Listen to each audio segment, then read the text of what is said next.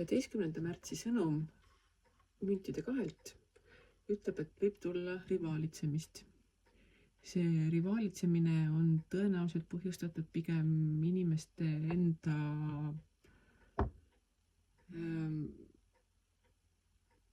ebakindlusest ja ei pruugi üldse oleneda sellest, et mida sa teed või mida sa ei tee.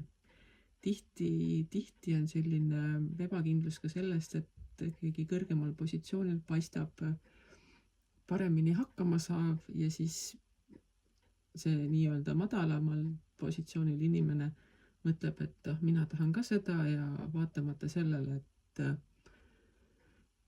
puuduvad oskused või võimalused, siis ollakse selle teise inimese peale kuidagi kade.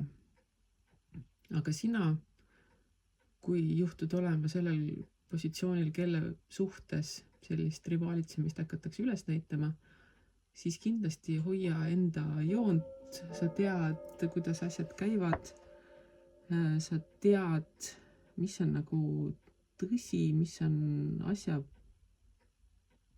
põhimõte ning sinu enesekindlus ning enesele kindlaks jäämine tõenäoliselt toob sulle pikas perspektiivis kasu. Et ära lase ennast heidutada sellest, mida teised arvavad, kui sa tead, mis on sinu jaoks oluline, kuidas asju tehakse ning jää kindlaks oma veendumustele.